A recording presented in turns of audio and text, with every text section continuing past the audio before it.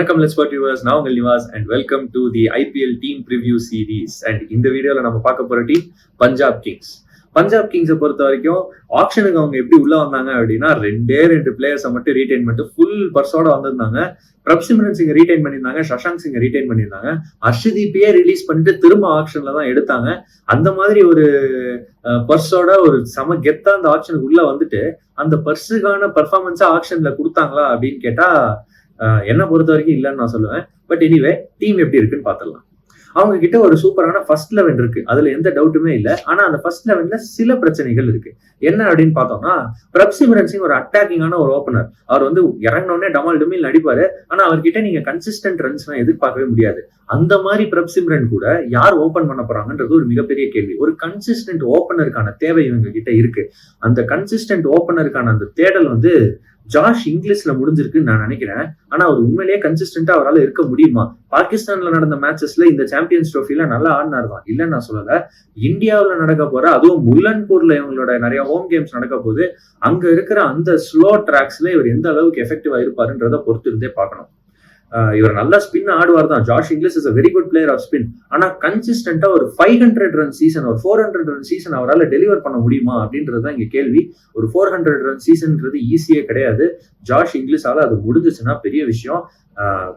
பஞ்சாப் கிங்ஸுக்கு அது ஒரு பெரிய அட்வான்டேஜா இருக்கும். Unfortunately I don't think that he can give that kind of consistent performance அப்படின்னு தான் என்னுடைய கணிப்பா இருக்கு. அடுத்து பாத்தீங்கன்னா கேப்டன் வராரு, ஸ்ரேயாஸ் ஐயர். இந்த சாம்பியன்ஸ் ட்ரோஃபில ஃபென்டாஸ்டிக்கா ஆடி இருக்கிறாரு. ரீசெண்ட் டைம்ஸ்லயே ரொம்ப சூப்பரா ஆடி இருக்கிறாரு.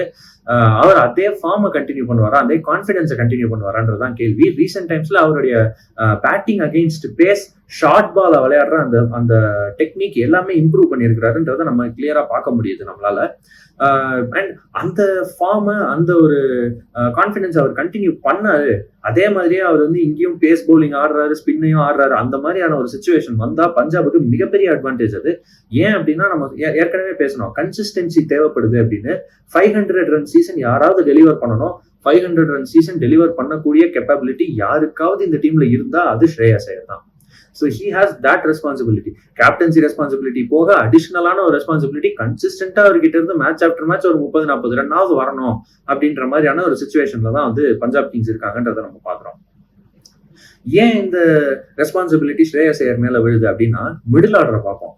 இவங்க 3 ஓவர்சீஸ் மிடில் ஆர்டர் ஆப்ஷன்ஸ் வச்சிருக்காங்க.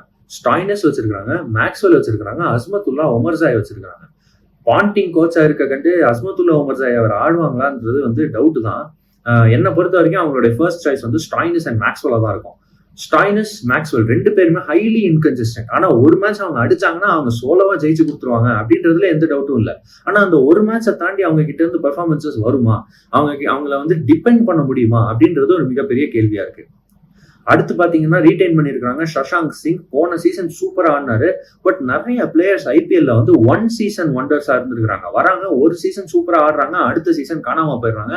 சஷாங்க் சிங் ஒரு 1 சீசன் ஒண்டரா, இல்ல அவர் எல்லா சீசனும் நல்லா விளையாடக்கூடிய ஒரு சூப்பரான பிளேயரா அப்படின்றது ஒரு மிகப்பெரிய கேள்வி. அதுக்கான பதிலா அவர் தான் சொல்லணும். ஐபிஎல் ஆரம்பிச்சதும் நமக்கே தெரிஞ்சிரும்னு நினைக்கிறேன். சஷாங்க் சிங்குக்கு அப்புறம் மார்க்கோ யான்சன் வச்சிருக்காங்க, ஹர்ப்ரீத் பிரார் வச்சிருக்காங்க. ரெண்டு பேருமே பேட்டிங் ஆடக்கூடிய பவுலர்ஸ்.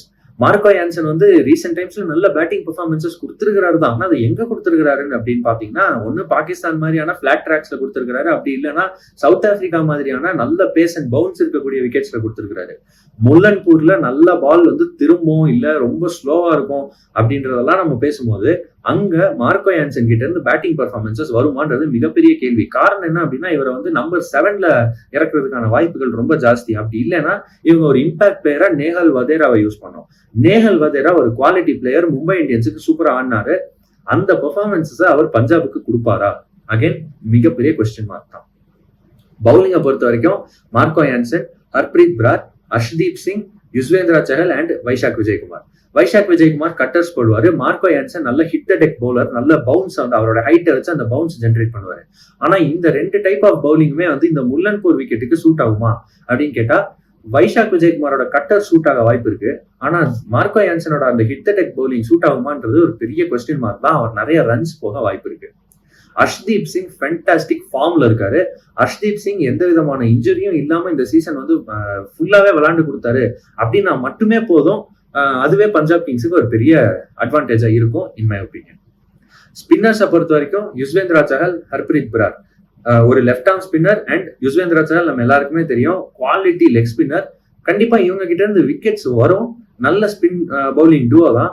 ஆனா முல்லன்பூர்ல இவங்க கூட சேர்ந்து இன்னொரு பவுலரும் போட்டா நல்லா இருக்கும் அப்படின்றது தான், அந்த மிடில் ஓவர்ஸ்ல வந்து ஒரு ஸ்பின் ஷோக் கொண்டு வரணும் அப்படின்றது தான் வந்து டீம்ஸ் விரும்புவாங்க. பஞ்சாப் கிங்ஸும் அதுதான் விரும்புவாங்க.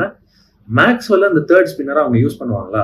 அப்படி யூஸ் பண்ணா மேக்ஸ்வெல் எஃபெக்டிவா இருப்பாரா அப்படின்றது ஒரு கேள்வி. என்ன பொறுத்த வரைக்கும் எஃபெக்டிவா இருப்பாருன்னு நினைக்கிறேன். இந்த டீமை பொறுத்த வரைக்கும் பவுலிங் நல்லா இருக்கு, பேட்டிங் ஒரு மாதிரி இன்கன்சிஸ்டன்டா ஒரு மாதிரி வீக்கா தெரியுது. எனக்கு என்னமோ இவங்க அந்த பிளே ஆஃப்ஸுக்கு ஃபைட் பண்ணுவாங்க அப்படின்றதுல எந்த விதமான சந்தேகமுமே இல்லை.